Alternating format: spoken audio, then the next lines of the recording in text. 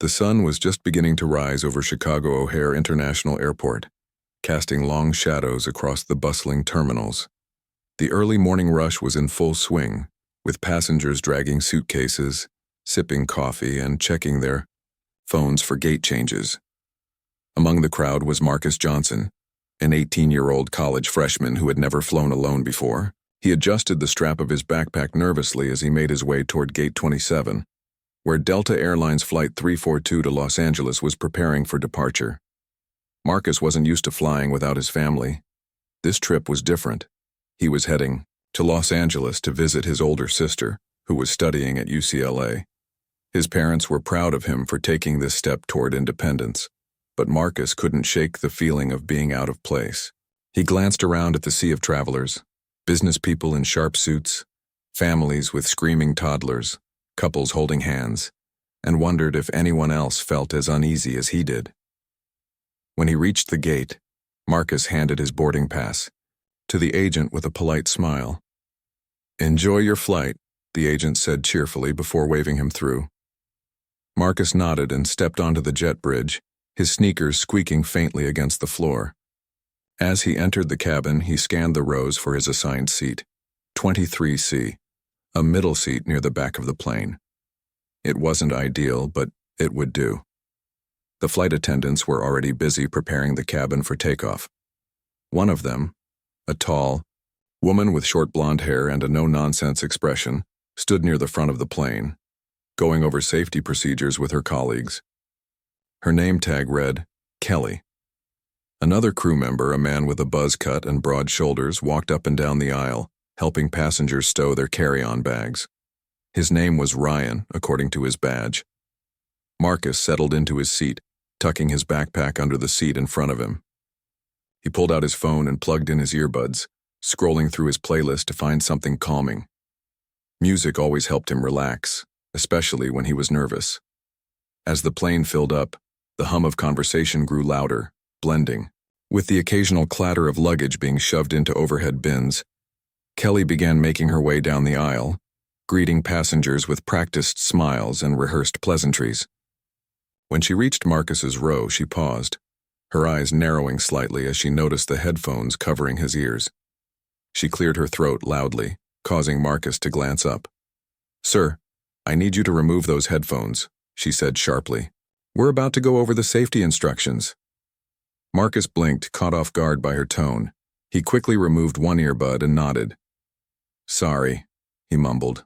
"I'll pay attention." Kelly didn't seem satisfied. She crossed her arms and tilted her head, studying him like he was some kind of puzzle.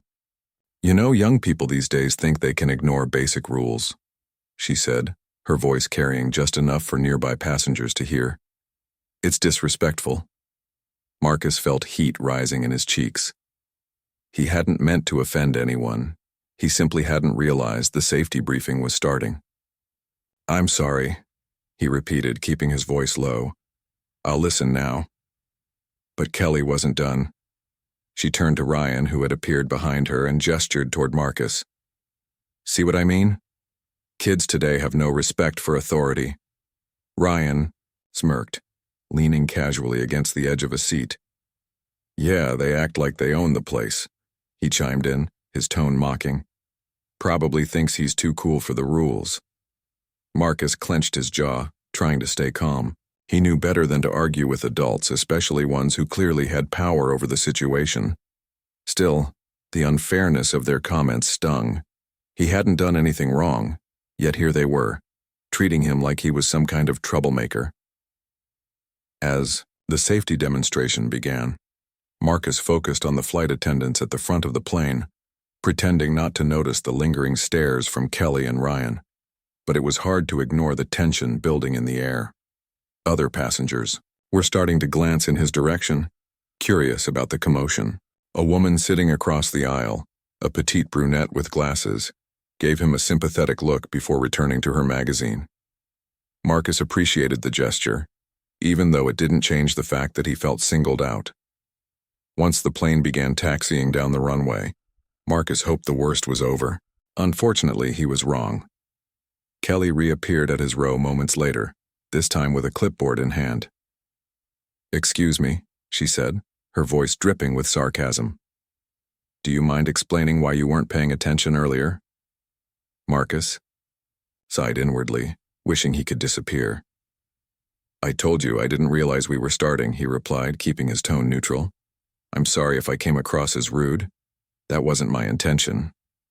Kelly raised an eyebrow, clearly unconvinced.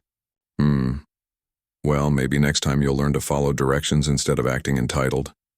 Entitled? Marcus wanted to laugh or cry at how ridiculous the accusation sounded. He'd been nothing but polite since stepping onto the plane. Yet here was this woman accusing him of behaving like a spoiled brat. What made it worse was that Ryan was standing right there, nodding along like Kelly's words were gospel. "Look," Marcus said finally, his patience wearing thin. "I said I'm sorry. Can we move on?"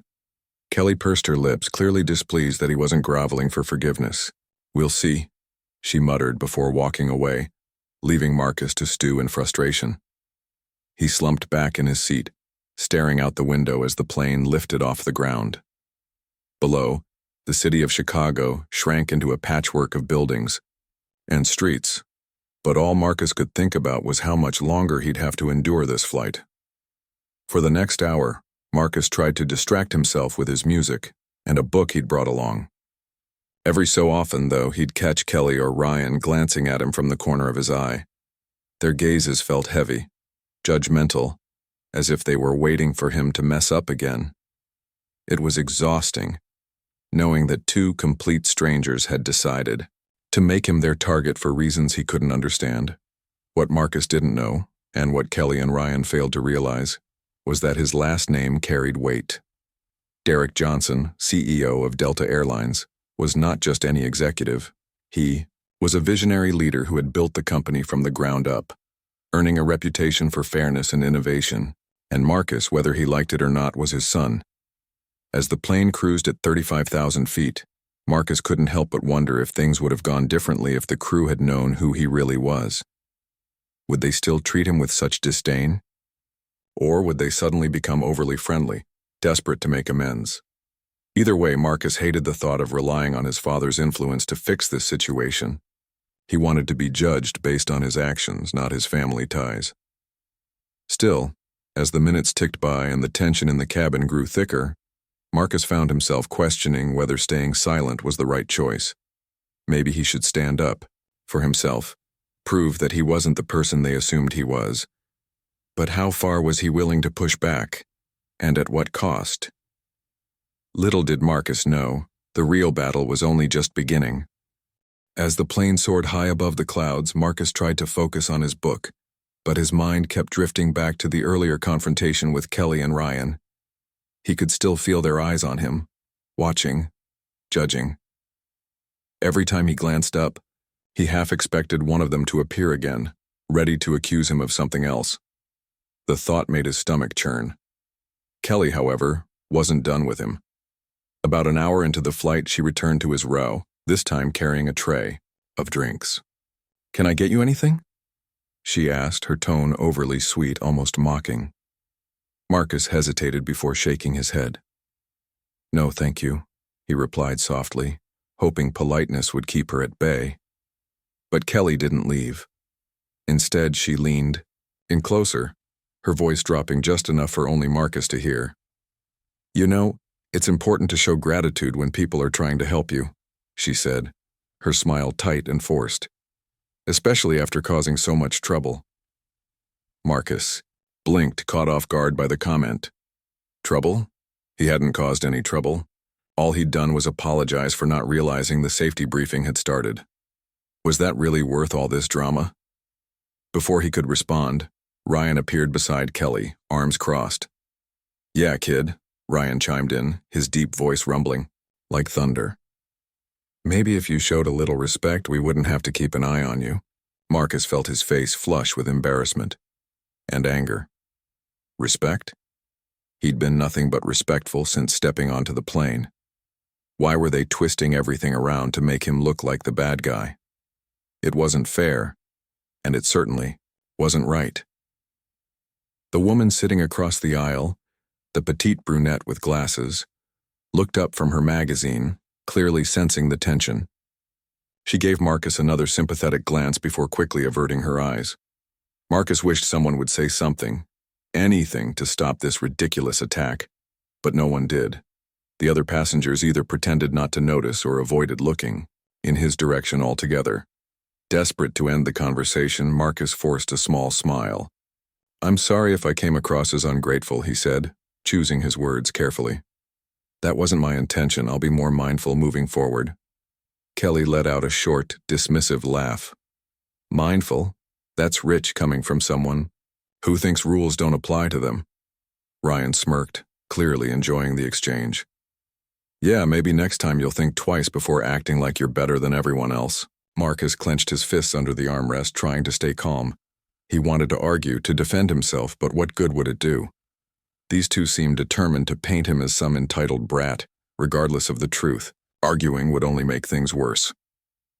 For the next few minutes, Marcus sat silently, staring out the window as the endless expanse of white clouds stretched below. His heart pounded in his chest, a mix of frustration and helplessness washing over him. He hated feeling powerless, especially when he knew he hadn't done anything wrong.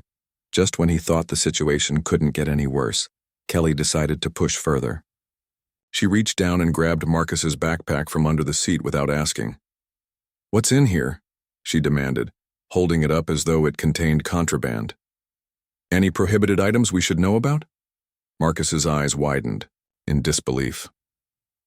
"Hey," he protested, reaching out instinctively to take it back. "That's my bag. You can't just grab it like that." Kelly ignored him, rifling through the contents with exaggerated care. Inside were his phone charger, a notebook, a pen, and a small snack pack of trail mix, all perfectly ordinary items. Still, she held each one up dramatically, as if searching for evidence of wrongdoing. Ryan chuckled darkly. "Looks like we've got ourselves a rebel," he joked, earning a glare from Marcus. "What's next, kid? A hidden stash of fireworks?" Marcus gritted his teeth, fighting the urge to snap back. This was absurd. They were treating him like a criminal over a simple misunderstanding. What gave them the right to invade his privacy like this? The brunette across the aisle finally spoke up. "Excuse me," she said, her voice firm but polite. "Is all this really necessary? He's just a passenger like the rest of us." Kelly turned to her sharply, her expression hardening. "Ma'am, please stay out of this. We're doing our job." The woman raised an eyebrow, clearly unimpressed. "Your job is to harass teenagers because they wear headphones? Seems like you're going out of your way to make things difficult." A murmur of agreement rippled through the nearby passengers. Some nodded subtly, while others exchanged uncomfortable glances. For the first time, Marcus felt a flicker of hope. Maybe someone else saw how unfair this was. Ryan stepped in, attempting to diffuse the growing tension. "Look, folks, there's no need to get worked up," he said, flashing a fake grin. "We're just making sure everyone follows the rules. Safety first, right?" The brunette rolled her eyes but didn't press the issue. She leaned back in her seat, muttering something under her breath that sounded suspiciously like bullies. Marcus appreciated her effort, even though it hadn't changed much. At least he wasn't completely alone in this mess. After what felt like an eternity, Kelly finally handed Marcus's backpack back with a huff. "Everything seems fine," she admitted, grudging, hating it, her tone dripping with sarcasm. "For now." Marcus snatched the bag from her hands, his patience wearing dangerously thin. "Thanks," he muttered, stuffing it back under the seat. He stared straight ahead, refusing to meet her gaze. If she noticed his irritation, she didn't show it. Instead, she gave him one last smug smile before walking away, leaving Marcus to stew in silence. As the minutes ticked by, Marcus replayed the entire scene in his head, analyzing every word, every action. He couldn't shake the feeling that this wasn't just about headphones or attitude. There was something deeper at play here, something he couldn't quite put into words. Across the aisle, the brunette pulled out her phone and began typing. Furiously. Marcus assumed she was texting or checking social media, but then he noticed the screen lighting up with video footage. She was recording everything. Curious, Marcus leaned slightly to get a better view. When their eyes met, she gave him a reassuring nod. "Don't worry," she whispered. "I've got it all on camera." Relief washed over Marcus, followed quickly by gratitude. Someone was finally standing up for him, not just with words, but with proof. If things escalated further, he wouldn't be defenseless. He mouthed a silent thank you, which she acknowledged with a small smile. Meanwhile, Kelly and Ryan continued their rounds, oblivious to the fact that their behavior was being documented. They joked loudly with other passengers, laughing, and chatting as though nothing unusual had happened. To anyone else, they probably seemed like friendly professional flight attendants. But Marcus knew better. Beneath their polished exteriors lay a layer of prejudice and entitlement that made his blood boil. By the time the plane hit its cruising altitude, Marcus had reached his breaking point. He considered texting his father, not to complain, but to warn him that something might blow up online later. After all, if the video went viral, Delta Airlines would be in the spotlight, and Derek Johnson would undoubtedly hear about it. But before Marcus could act, his phone buzzed with an incoming message. It was from his best friend, Jamal, who had seen the live updates on Twitter. "Dude, is this you?" the text read, followed by a screenshot of a tweet describing the incident. Apparently, someone else on the plane had already posted about it, tagging Delta Airlines in the process. Marcus groaned inwardly, realizing the situation was spiraling out of control faster than he'd anticipated. He typed a quick reply. "Yes. It's me. Please don't tell my dad yet, I'll handle it." Jamal responded almost instantly. "Are you kidding? Your dad needs to know.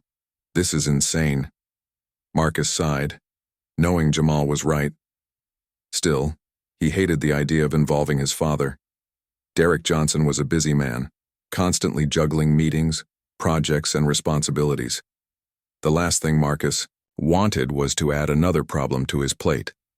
As the flight wore on, Marcus found himself torn between anger, frustration, and fear. Anger at Kelly and Ryan for treating him so unfairly. Frustration at the passengers who chose to remain silent. And fear of what might happen once the plane landed. Would they try to kick him off? Report him to security? Or worse, call his parents?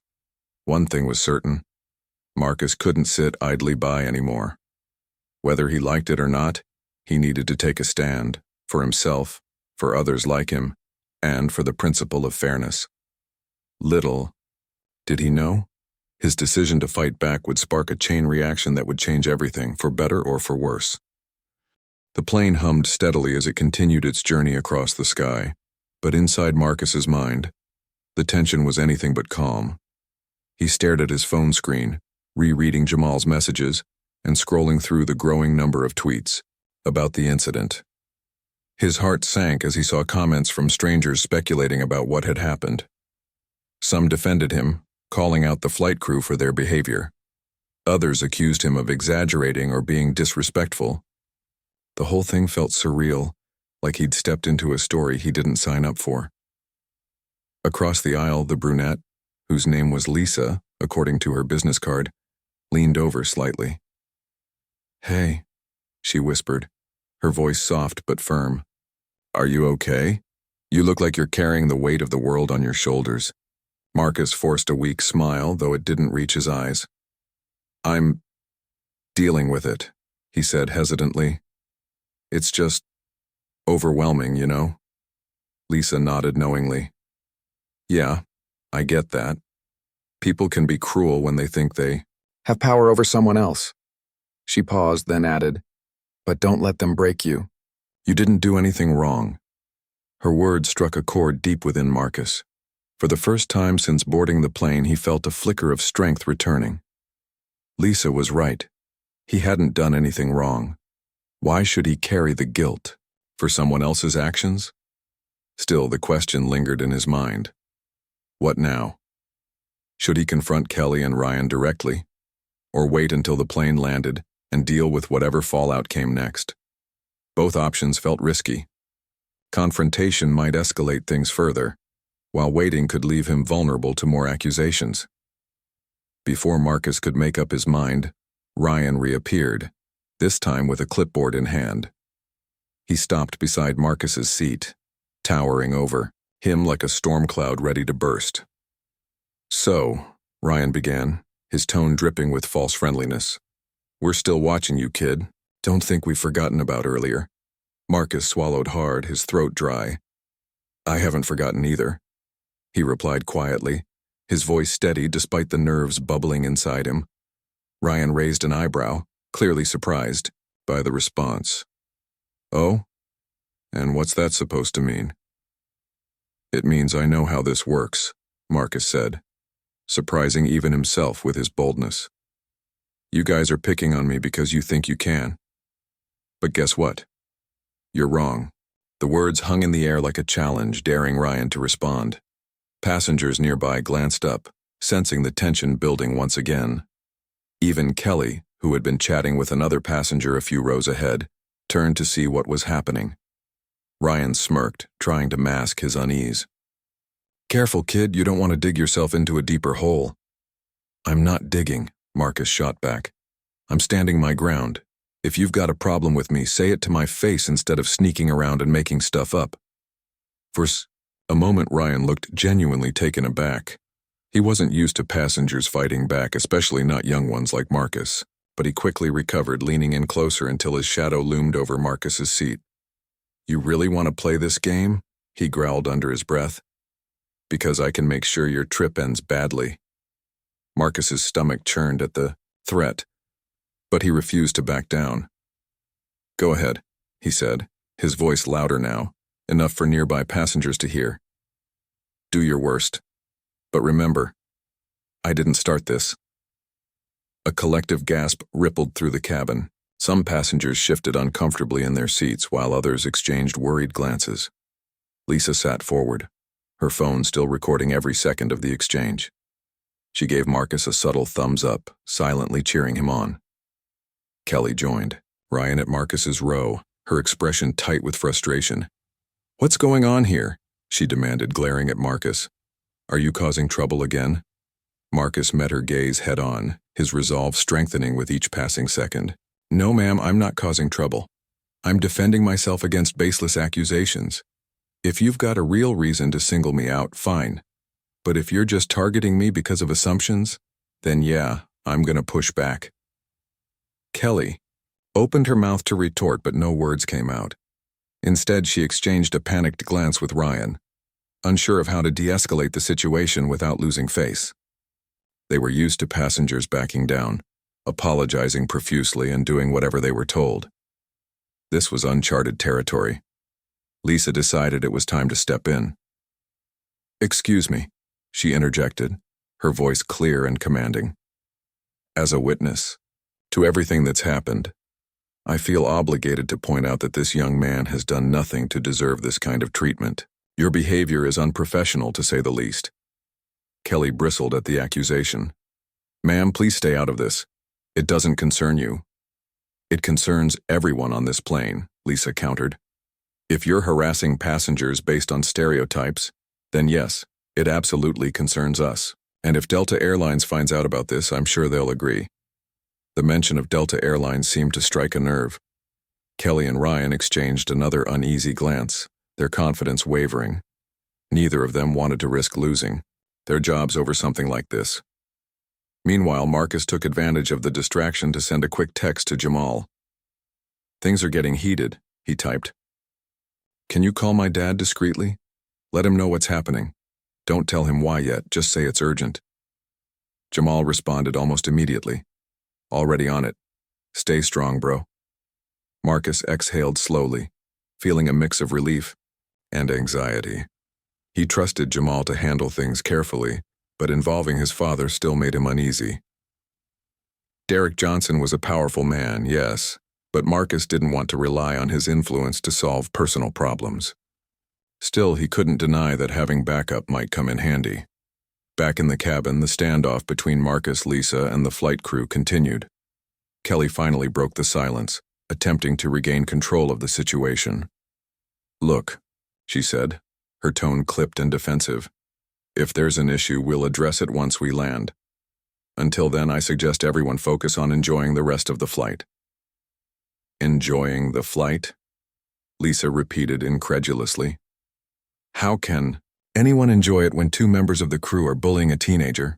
That's not professionalism, that's abuse of power. Her words resonated with several passengers who began nodding in agreement. One man in the row behind Marcus spoke up. She's right, he said. This isn't acceptable. We pay good money to fly with Delta, and this kind of behavior reflects poorly on the airline. Kelly's face flushed red with anger and embarrassment. She turned to Ryan, whispering furiously. Whatever she said, it was clear they were running out of options.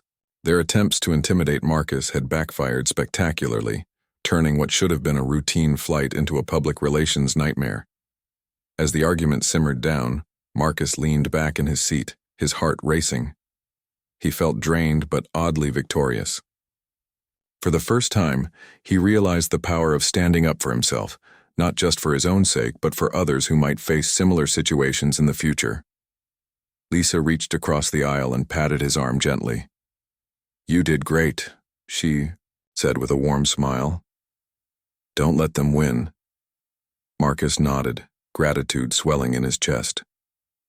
Thanks for sticking up for me, he replied softly. I couldn't have done it without you. No problem, Lisa said. Just promise me one thing. Don't let this experience change who you are. Keep being the strong, respectful person you've shown yourself to be today. Marcus smiled, faintly, feeling a renewed sense of determination. Whatever happened when the plane landed, he knew he'd handled himself with dignity, and that, more than anything, gave him hope for what lay ahead. The plane descended steadily toward Los Angeles International Airport, the city's sprawling skyline visible through the windows. Inside the cabin, the atmosphere remained tense, though quieter than before. Passengers exchanged cautious glances, whispering about the earlier confrontation. Some looked at Marcus with sympathy, while others avoided eye contact altogether. Kelly and Ryan moved stiffly through the aisles, their usual confidence replaced by unease. They had clearly underestimated Marcus, and now they were paying the price. As the seatbelt sign lit up, Marcus felt a mix of emotions swirling inside him. Relief that the flight was almost over, anxiety about what might happen next, and pride for standing his ground despite everything. He glanced across the aisle at Lisa, who gave him an encouraging smile. She had been a rock throughout the ordeal, and Marcus couldn't thank her enough. Without her support, and her camera, he wasn't sure how things would have turned out. When the plane finally touched down, the sound of tires screeching against the runway brought a collective sigh of relief from the passengers. But as the aircraft taxied to the gate, Marcus noticed something unusual. Two uniformed security officers waiting near the jet bridge. His stomach tightened. Had Kelly and Ryan reported him? Were they planning to have him detained? Sure enough, as soon as the door opened and passengers began disembarking, one of the officers stepped forward, blocking Marcus's path. Excuse me, sir, the officer said politely but firmly. We need you to come with us for a moment. Marcus froze, his heart pounding. This was it, the moment he'd been dreading. All eyes were on him now, passengers pausing mid-step to watch the scene unfold. Some looked concerned, others curious. Lisa stepped closer, her phone still in hand. Is this really necessary? She asked, addressing the officer. He hasn't done anything wrong? The officer hesitated, glancing between Marcus and Lisa. It's just protocol, ma'am. We're here to gather information about an incident that occurred during the flight. Kelly appeared behind the officer, her expression smug. Yes, there was an issue, she said loudly, ensuring everyone nearby could hear. This passenger was disruptive and disrespectful to the crew. We felt it best to report him. Marcus clenched his fists, anger bubbling beneath the surface. Disruptive? Respectful? The accusations were absurd, and yet here he was, being treated like a criminal.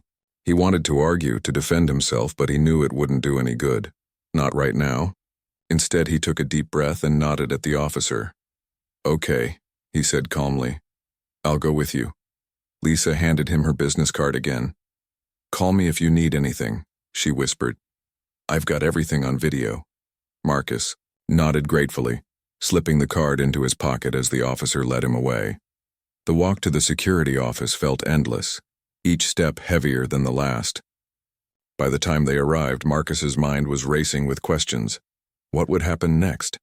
Would the airline side with its employees, or would they listen to reason? And most importantly, would his father's involvement make things better, or worse? Meanwhile, back at Delta Airlines headquarters in Atlanta, Derek Johnson sat in his office reviewing quarterly reports. It was shaping up to be another busy day, filled with meetings and strategy sessions. But before he could dive into his work, his assistant buzzed him on the intercom. "Mr. Johnson, Jamal is on the line. He says it's urgent." Derek frowned, surprised to hear from Marcus's best friend. "Put him through," he said, picking up the phone. "Jamal? What's going on?" Jamal hesitated, unsure how much to reveal. "Mr. Johnson, I didn't want to alarm you, but something happened to Marcus on his flight to LA. There was some trouble with the crew." Derek's blood ran cold. Trouble? His son was supposed to be visiting his sister, not dealing with problems on a plane. "What kind of trouble?" he asked, his voice sharp with concern. Jamal explained everything: the harassment, the threats, the recording, and the fact that Marcus was now being detained by airport security. By the time he finished, Derek was livid. Not only had his own airline failed to protect a passenger, but that passenger was his son. "Thank you for letting me know," Derek said, his tone calm but laced with steel. "I'll handle this personally." As soon as he hung up, Derek sprang into action. He called his legal team, ordering them to send representatives to LAX immediately. Then he contacted Delta's head of customer relations, demanding a full report on the incident. Finally, he dialed Marcus's number, his heart sinking when it went straight to voicemail. "Son, it's Dad," he said, keeping his voice steady. "Whatever's happening, we'll fix it together. Stay strong." Back at LAX, Marcus sat in a small, sterile room with the two security officers. They weren't unfriendly, but their questions were relentless. Why had he argued with the crew? Had he refused to follow instructions? Was he aware that his behavior could be considered disruptive? Marcus answered patiently, sticking to the facts. Yes, he had apologized for not removing his headphones during the safety briefing. No, he hadn't intended to cause trouble. And, yes, he understood why rules were important, but he also believed those rules should apply equally to everyone. Just as the questioning seemed to drag on endlessly, the door opened and a man in a crisp suit entered. "Good afternoon," he said, flashing a badge. "I'm Mr. Carter from Delta's legal department. We've been informed of the situation and are here to assist." Marcus blinked in surprise. "Legal department?" He hadn't expected the airline to respond so quickly, or at all. Still, he appreciated the gesture. Maybe there was hope after all. Mr. Carter introduced himself to the officers and requested a private conversation with Marcus. Once they were alone, he leaned in slightly, his expression serious but kind. "First, let me apologize for what you've experienced today," he said. "This isn't the level of service we strive to provide, and we take these allegations very seriously." Marcus nodded, feeling a flicker of relief. "Thank you," he murmured. "I just want to clear my name." "And you will," Mr. Carter assured him.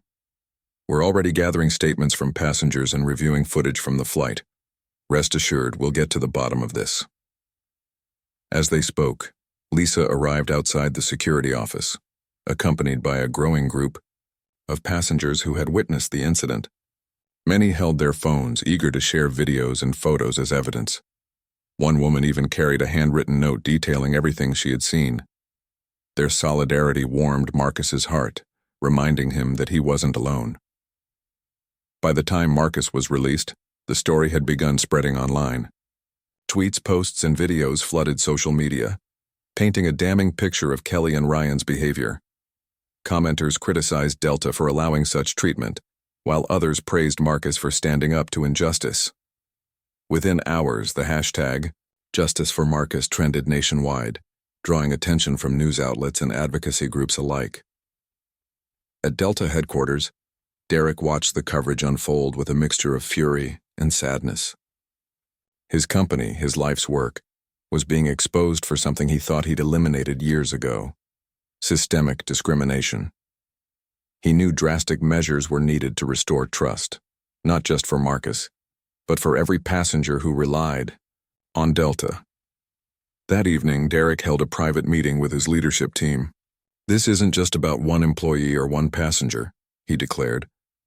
"It's about our values as a company. If we don't address this head-on, we risk losing everything we've built." Together, they drafted a plan: immediate termination of Kelly and Ryan, mandatory diversity training for all employees, and new policies to ensure accountability. Derek also decided to make a public statement, acknowledging the failure and promising change. Later that night, Derek visited Marcus at his sister's apartment. Father and son embraced tightly, neither saying a word for several moments. When they finally pulled apart, Derek looked at Marcus with tears in his eyes. "I'm so sorry this happened to you," he said hoarsely. "You deserve better. From me, from Delta, from everyone." Marcus shook his head, placing a reassuring hand on his father's shoulder. "It's not your fault, Dad, but maybe it can be a chance to make things better. For everyone." Derek smiled faintly, pride swelling in his chest. For all the challenges Marcus had faced, he had emerged stronger, wiser, and more determined than ever. Together, they vowed to turn this painful experience into a catalyst for positive change. And as the sun set over Los Angeles, casting golden light across the city, Marcus felt a renewed sense of purpose. He had stood up for himself, inspired others to do the same, and sparked a movement that would ripple far beyond this single flight. Whatever came next, he knew he was ready to face it, with courage, integrity, and hope. The days following the flight were a whirlwind for Marcus. News of the incident spread faster than anyone could have anticipated. Social media buzzed with outrage, support, and calls for accountability. Passengers who had been on the flight shared their accounts, many praising Marcus for standing up to the crew while condemning Kelly and Ryan's behavior. Lisa's video, now edited and polished, went viral, racking up millions of views in just a few hours. The hashtag Justice for Marcus dominated Twitter, Instagram, and TikTok, sparking conversations about discrimination, privilege, and corporate responsibility. Delta Airlines found itself at the center of a public relations firestorm. Reporters camped outside the company's headquarters in Atlanta, demanding statements from executives. Calls poured into customer service lines, with some passengers threatening to cancel their loyalty memberships unless action was taken. Meanwhile, advocacy groups seized the opportunity to highlight systemic issues within the aviation industry, urging Delta to set an example by addressing the root causes of such incidents. Derek Johnson, as CEO, knew he couldn't afford to stay silent. He called an emergency press conference, inviting journalists, activists, and members of the public to hear directly from him. Standing behind a podium emblazoned with the Delta logo, Derek began his speech with a deep breath. His voice trembled, slightly, not from fear but from emotion.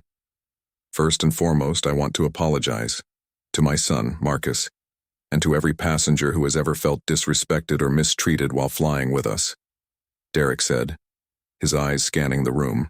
What happened on Flight 342 was unacceptable. It was a failure, not just of two individuals, but of our entire organization to uphold the values we claim to represent. He paused, letting his words sink in before continuing.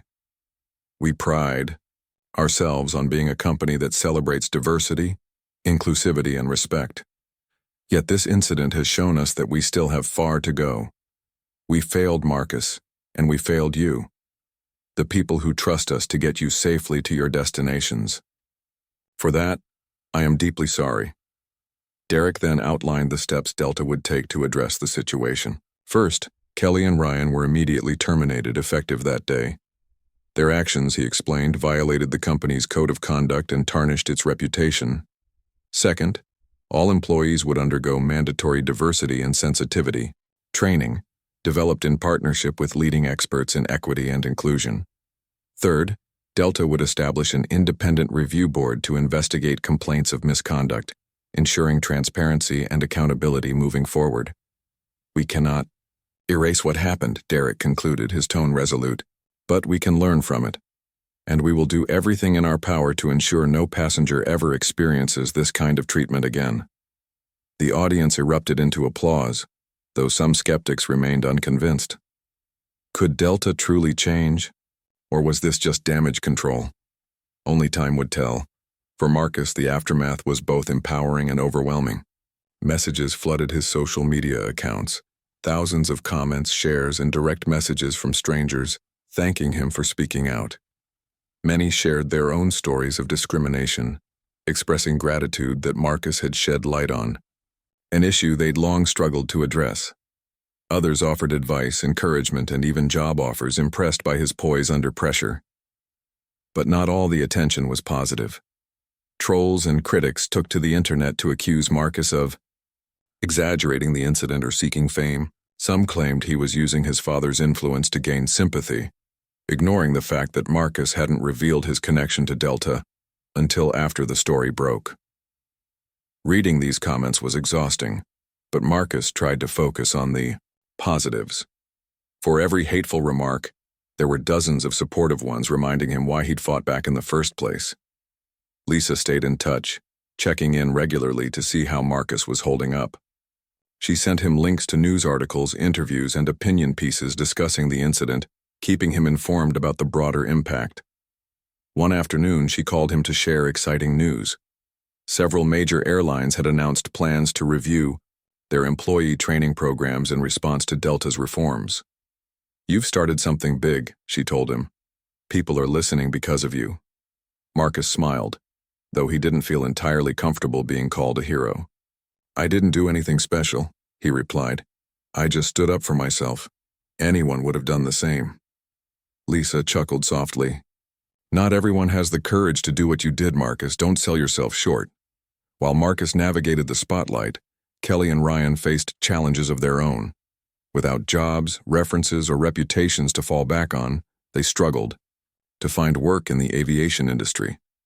Airlines, wary of hiring employees with histories of misconduct, turned them away one after another.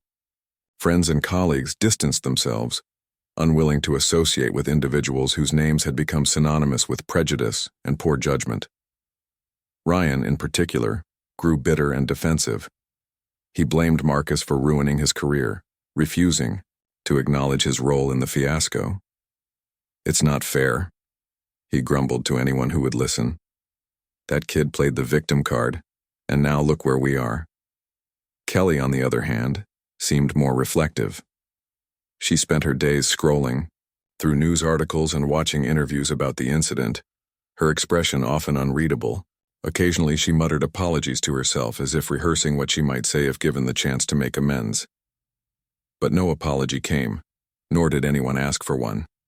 At Delta, the reforms Derek announced began taking shape almost immediately. Employees attended workshops designed to challenge biases and foster empathy. Managers implemented new protocols for handling passenger complaints, emphasizing de-escalation and fairness. Passengers noticed subtle changes too: friendlier interactions with staff, clearer communication during flights, and a noticeable effort to treat everyone equally. Derek also launched a campaign titled "Fly with Respect," aimed at rebuilding trust with customers. The initiative included advertisements featuring real stories of resilience and unity, along with promises to prioritize inclusivity at every level of the company. Sales of Delta tickets surged as passengers rallied behind the renewed commitment to excellence. Behind the scenes, Derek worked closely with Marcus to ensure the changes stuck. They held weekly meetings to discuss progress, brainstorm ideas, and address lingering concerns. At first, Marcus hesitated to participate, worried about appearing entitled or privileged. But Derek insisted, reminding him that his perspective mattered. "You're not just my son," Derek said. "You're a passenger, a human being who deserves respect. Your voice matters." Over time, Marcus grew more confident in his role as an advocate. He joined panels, gave interviews, and collaborated with organizations fighting for racial justice and equality. Though he never sought fame, he embraced the opportunity to create meaningful change. As weeks turned into months, life slowly returned to normal, or as close to normal as it could be after such a transformative experience.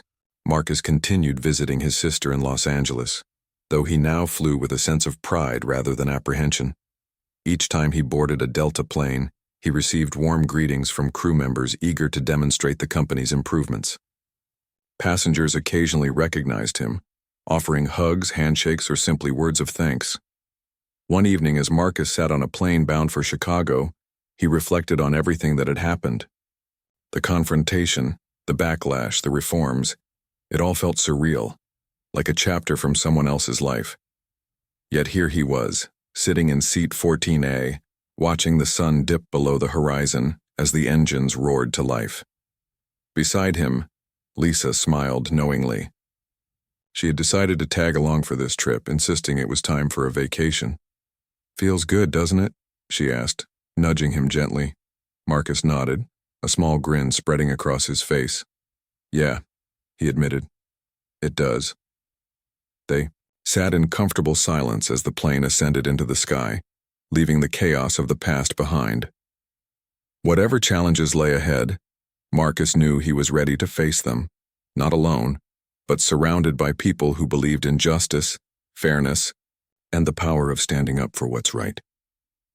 Months had passed since the incident on Flight 342, but its impact lingered like ripples in a pond. Delta Airlines was no longer just a company trying to recover from scandal. It had become a symbol of change. Passengers noticed the difference immediately. Crew members were friendlier, more attentive, and genuinely seemed to care about creating a welcoming environment. The once stiff interactions between staff and travelers softened into conversations that felt human. It wasn't perfect, but it was progress, and for many that was enough. Marcus Johnson found himself at the center of this transformation. Though he never asked for the role, he embraced it with quiet determination. He became an ambassador for Delta's Fly with Respect campaign, traveling across the country to speak at schools, community centers, and industry conferences. His message was simple: fairness matters, respect is non-negotiable, and everyone deserves to feel safe and valued, whether they're on a plane or anywhere else. At first, Marcus struggled with public speaking. Standing in front of large crowds made him nervous, and he often stumbled over his words. But with practice and encouragement from Lisa, who accompanied him to most events, he grew more confident. People connected with his authenticity. He didn't sugarcoat his experience or pretend he had all the answers. Instead, he shared his story honestly, emphasizing the importance of standing up against injustice, even when it's hard. One evening, after a particularly moving talk at a youth leadership summit in Atlanta, Marcus received a standing ovation. As he stepped off the stage, a young girl approached him, her eyes shining with admiration.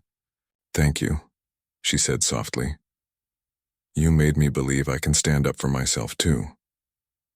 Marcus knelt down to meet her gaze. "You absolutely can," he replied, his voice firm yet kind. "And if you ever need help, there are people who will support you just like others supported me." The girl smiled, clutching a notebook where she'd written notes during his speech. In that moment, Marcus realized how far he'd come, not just as a person, but as someone capable of inspiring others. It was humbling, and it filled him with a sense of purpose he hadn't felt before. Back at Delta headquarters, Derek Johnson watched his son's journey with pride. Seeing Marcus grow into such a thoughtful and courageous young man reminded him why he started the airline in the first place, to build something bigger than himself.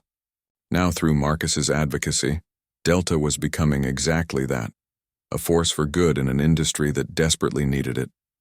Derek also took steps to ensure the changes within the company were lasting. He hired a chief diversity officer, tasked with overseeing equity initiatives and holding leaders accountable. Employee surveys showed marked improvements in morale and job satisfaction, while customer feedback highlighted increased trust and loyalty. For the first time in years, Delta wasn't just surviving, it was thriving. But Derek knew the work wasn't done. True change required constant effort, and he vowed never to let complacency creep back in. Every week he met with Marcus and other advisors to discuss new ideas for improving the passenger experience. They explored ways to make travel more accessible, affordable, and inclusive, ensuring no one felt excluded based on race, gender, disability, or socioeconomic status. "We've come so far," Derek said during one of their meetings, leaning back in his chair. "But we can't stop now. This isn't just about fixing what went wrong. It's about building something better for the future." Marcus nodded, agreeing wholeheartedly. "Every flight is a chance to show people we mean it," he added. "That we're not just saying the right things, we're doing them." Meanwhile, Kelly and Ryan faded into obscurity, their names occasionally surfacing in online discussions about workplace accountability. Without steady income or professional connections, they struggled to rebuild their lives. Ryan eventually found work as a delivery driver, though he rarely spoke about his past. Kelly, however, took a different path. After months of reflection, she enrolled in a social justice program at a local college, hoping to understand the biases she'd acted on and how to unlearn them. Her decision surprised even herself. At first, she resisted the idea, convinced she was beyond redemption. But one day, while volunteering at a food bank, she met a teenager who reminded her of Marcus. The boy was polite, intelligent, and eager to learn, qualities Kelly had dismissed in Marcus because of her own prejudices. That encounter stayed with her, prompting her to confront the uncomfortable truths about herself. She still had a long way to go, but for the first time, she felt hopeful about the possibility of growth. As for Lisa, her involvement in the incident changed her life in unexpected ways. The video she recorded earned her recognition as an advocate for passenger rights, leading to invitations to speak at aviation conferences and join advisory boards focused on improving air travel. She turned down lucrative offers to monetize her newfound fame, choosing instead to use her platform to amplify voices that might otherwise go unheard. Lisa and Marcus remained close friends, bonding over their shared mission to create a kinder, fairer world.